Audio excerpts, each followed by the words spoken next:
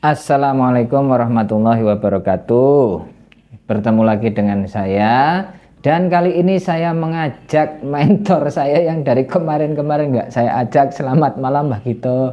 Selamat malam, selamat malam. Ini, aduh, pendengar ini, masalah ini kebangetan ya. Saya beberapa episode itu nggak diajak ya, aduh. Bukannya apa-apa Mbak, saya tuh dari kemarin-kemarin tuh pulang tuh malam-malam, terus mau ngisi suara di tempatnya Mbah Gito tuh nggak enak. Masa jam 11-an saya ke sana kan nggak asik banget, masa bertamu jam segitu Mbah.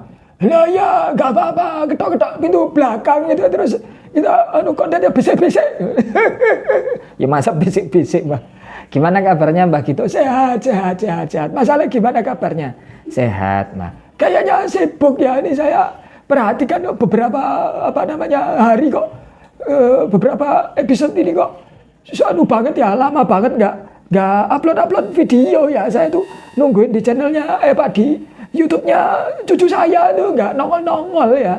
Mbah, saya itu selain ya, kalau kemarin-kemarin kan ada pentas, terus yang sebelumnya tuh ada syuting. Nah, pentas kan menghabiskan waktu banyak kan, masa latihan apa gitu. Nah, terus pas yang Erawati itu aja kan kita tag-nya lagi pas lagi latihan itu Mbak. Oh iya. Nah, kalau yang kemarin tuh saya pas lagi ada pesanan aro Mbak, ada. Aro itu apa? Oh, anak panah ya. Oh, ada yang pesen. Iya, ada pesanan. Nah, terus saya kan ya iseng-iseng bikin lah ya, itu mau tak coba, saya sendiri tuh sip gitu, terus makanya saya berani jual gitu. Oh iya, syukur. Nah, kali ini Mas Alek mau cerita wayang apa? Nah, kalau yang sekarang itu ada hubungannya dengan kemarin itu kan ada cerita saya kasih wayangnya itu kan ada pernah yang Rama Sinta, terus ada Trijata juga, terus terakhir itu Hiranya Kasibu. Oh iya. Nah, yang ini juga masih keluarga Alengka Mbak. Oh gitu. Ini wayangnya wayang apa? Indrajit Mbak. Wih, Indrajit ya? Iya, tapi yang saya gambar ini wayang Indrajitnya adalah wayang Indrajit, satu dasarnya adalah dasar wayang Cirebon ya. Oh, wayang Cirebon ya. Nanti saya nonton ya. Ya. Nah, cuma saya kreasikan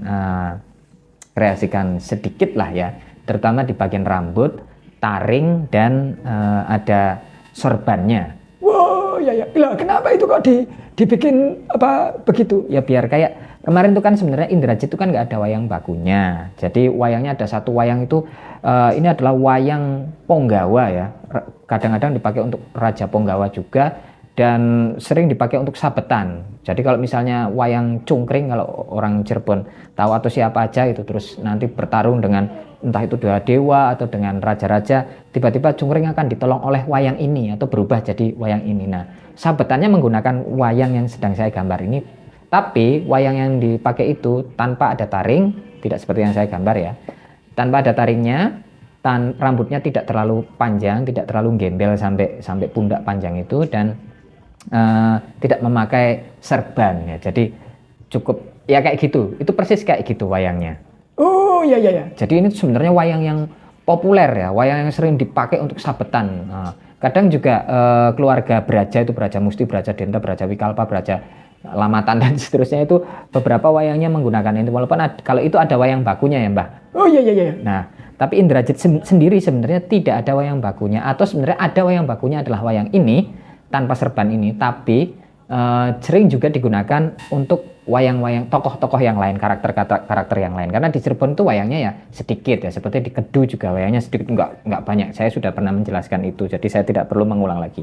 Oh iya. Nah, terus Indrajit ini gimana ceritanya Indrajit ini? Nah,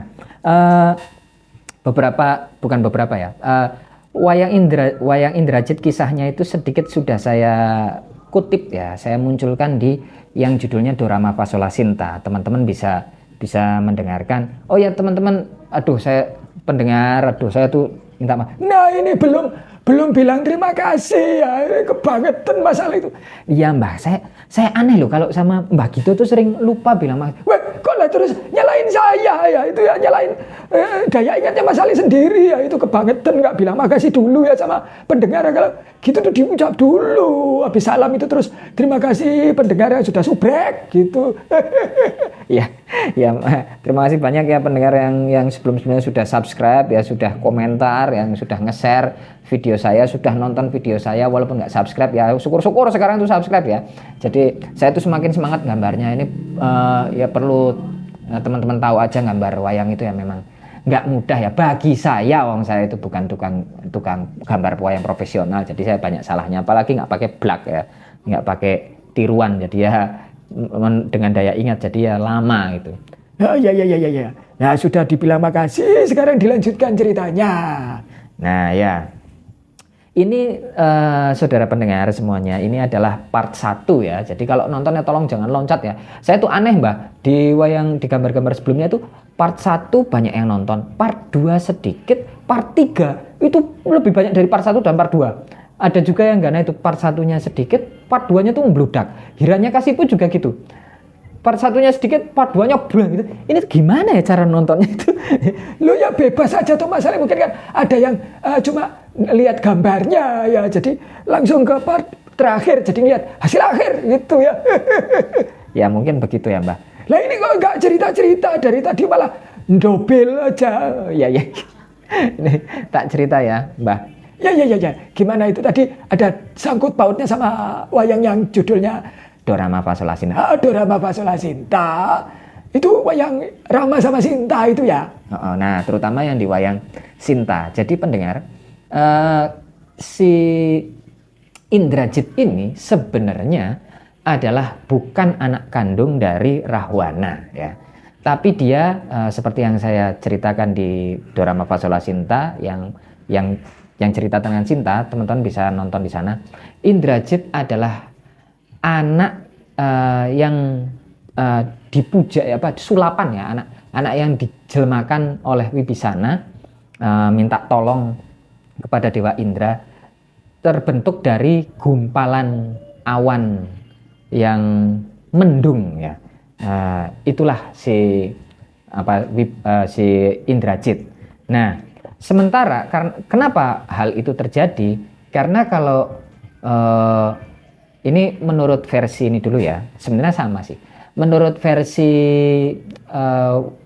cerita aslinya yang India ya, kalau si Indrajit ini, istrinya Rahwana itu punya istri namanya Mandodari.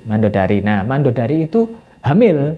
Nah, kalau di cerita pewayangan di Nusantara, si Rahwana punya istri namanya Dewi Kanung. Dewi Kanung itu juga hamil. Nah, cuma beda nama aja. Kalau di Sangsekerta itu namanya Mandodari, kalau di versi pewayangan di Jawa itu namanya Dewi Kanung. Kita sebut aja Dewi Kanung ya Mbah ya. Iya biar nggak mumet ya. Kalau Mandodari yang sana yang India kita pakai nama Dewi Kanung ya, bukan Kunang ya. Bukan Mbah, nanti kunang-kunang.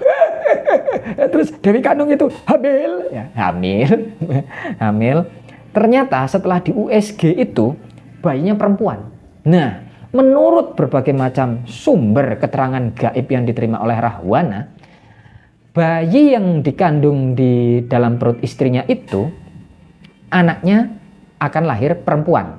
Nah, bayi itu akan lahir perempuan dan dia adalah inkarnasi dari Dewi Widowati. Yang mana Dewi Widowati adalah cinta pertama dari Rahwana. Jadi Rahwana itu cinta pertamanya adalah sama si namanya Widowati, Dewi Widowati. Tapi ditolak ya waktu itu. Nanti kita akan ceritakan tentang Widowati. Tapi sudah saya cuplik di yang Dorama Pasola Sinta. Jadi teman-teman boleh dengerin di sana. Nah, sampai kemudian bersumpah Rahwana itu tidak akan benar-benar lega hatinya sampai kemudian dia berhasil menikahi perempuan inkarnasi atau jelmaan dari Dewi Widowati. Seperti itu. Nah, setelah di USG ternyata Dewi Kanung istri Rahwana itu mengandung anak perempuan, dan setelah ditelisik lagi oleh Rahwana dan orang-orang sakti di istananya bahwa anak itu adalah titisan dari Dewi Widowati. Nah, karena dia sudah bersumpah dan dia ngebet banget dan dia adalah orang yang sangat bejat si Rahwana itu, maka dia hendak menikahi anaknya sendiri. Nah, melihat hal itu, Wibisana adik Rahwana itu kan tidak mau hal itu terjadi, yang mana dia satu tidak mau malu ya, kerajaannya itu nanti jadi bahan dijelek-jelekin sama negara-negara lain luar negeri itu, bahwa wah rajanya kok menikahi anaknya sendiri. Itu ada yang klakson. Oh, itu temennya Mas Ale ya? Iya, kita. Oh ya, pendengar ini kami lagi ada di mana, Mbak? Di Taman Kuliner ya. Ini jadi di rukonya ruko sekolah akting. Ya, sekolah aktingnya Mas Ale ya. Jadi mumpung nganggur, gerimis-gerimis ngepres-ngepres sambil ngopi-ngopi ya, cantik. Waduh, ngopi cantik. Nah, di sini itu di seberang sana itu ada toko macam-macam lah ya. Nanti siapa kalau mau ke Taman Kuliner silakan datang. Nah, ya dilanjut. Nah, terus gini, Mbak. Wibisana itu kan tidak mau kakaknya menikahi anaknya sendiri ya. Anaknya Rahwana mau dinikahi sama Rahwana gitu. Nggak mau. Maka dia membuat siasat. Dia bertapa terus curhat sama Dewa Indra dan didengar oleh Dewa Indra. Dewa Indra kemudian merestui keinginan Wibisana agar dia menciptakan seorang anak yang dijelmakan dari gumpalan awan. Awannya awan mendung gitu ya. Ini mega mendung ya, di Cirebon ya. Bukan, Mbak. Ini malah sampai ke mega mendung. Ya siapa tahu ya, masalah itu kangen sama kampung halaman ya.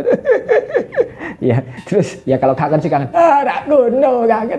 Lebaran pulang masalah. Ya nanti tak bawa anak saya. Nah iya itu pasti. Aduh ya nanti eyangnya di sana tuh seneng banget ketemu sama cucunya ya. Cucunya itu lucu banget ya. Saya tuh ketemu sama Arman itu udah ipel-ipel ya, munyel-munyel ya. Nah, waduh itu Mbak ada yang nyaut ketawanya itu.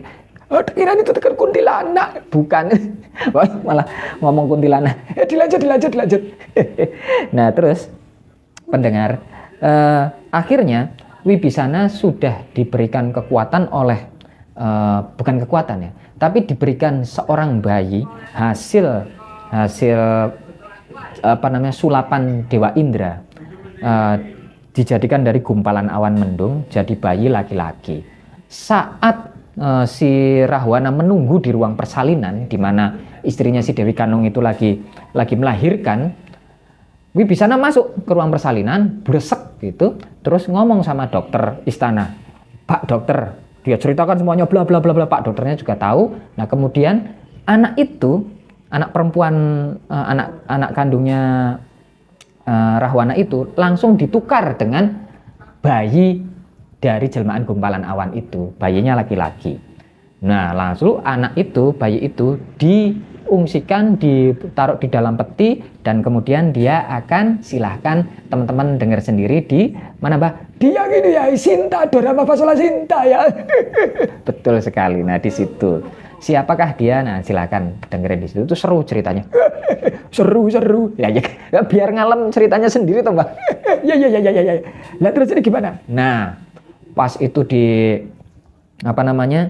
udah ditukar, bayi itu langsung nangis. Wah gitu. Wah Rahwana seneng banget. Wah anakku lahir, aku mau nikah sama anakku. Wah gitu, bejat sampai joget di luar ruang persalinan. Dokter belum keluar langsung didobrak pintunya. Anakku mana? Aku mau nikah sama anakku. Gitu. Ternyata pas dilihat, loh kok ada tit. Apa itu? Disensor, Mbak.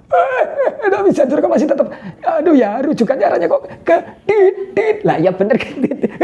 Masalah ini bisa aja ya. Lanjut. Itu Rahwana gimana itu? Wah Rahwana ngelihat itu kaget. Loh bukannya di USG itu yang ada di dalam kandungan istriku adalah perempuan. Anakku itu perempuan. Kenapa yang muncul kok malah ada titnya ini? Lah terus dokternya, ya memang ini anakmu gitu. Yang ada di sini yang berojol dari rahim istrimu ya ini. Wah Rahwana muring-muring, anak itu digebukin dan seterusnya, dikewer-kewer, kakinya dicangking. Maaf ya pendengar, ini agak kekerasan ya, karena ini versi imajinasi saya mengatakan seperti itu, dan mungkin lebih kejam lagi ya aslinya kalau misalnya yang cerita yang aslinya. Saya nggak puitis ya. Oh iya. Loh, gimana? Maklum ya pendengar Mas Ali ini penulis cerita horor ya. Lanjut. Ya, lu kewer-kewer anak itu. Nah, pas lagi Rahwana mukulin anak itu bukannya nangis pas dipukuli Rahwana, malah ketawa. Waduh, itu kok sudah sekti ya. Nah, iya Mbah, ini belum selesai kesaktiannya anak yang jelmaan gumpalan awan ini. Tiba-tiba Rahwana mendengar trompet sangkakala pertempuran dari langit, yang mana trompet itu adalah trompet pertempuran dari istana dewa-dewa.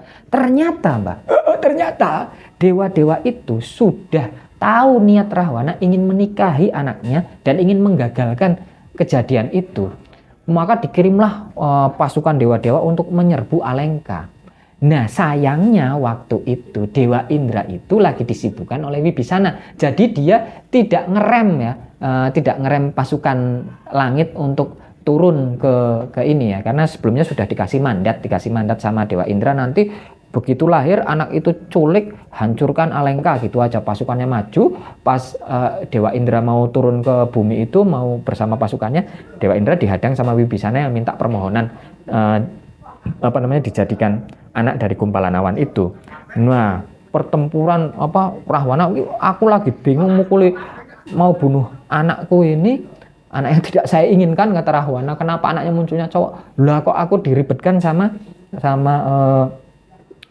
pasukan dari dewa-dewa. Waktu itu Rahwana belum sesakti yang di akhir-akhir cerita ya. Kayaknya waktu itu Rahwana itu belum memiliki ilmu Pancasona dari Subali kalau nggak salah, atau dia sudah punya tapi belum lancar ya melafalkannya ya. Ya mungkin seperti itulah. Belum sakti banget lah Mbak. Nah, jadi Rahwana itu bingung. Waduh, terus ternyata pasukannya dikerahkan juga, pasukan Alengka, untuk bertarung dengan dewa-dewa. Pasukan Alengka itu keteteran, dirangsek terus sampai ke benteng. Rahwana bingung, anak itu dibuang, dibanting, nggak, malah ketawa-ketawa, dia juga lagi pusing, ini kok malah diserang.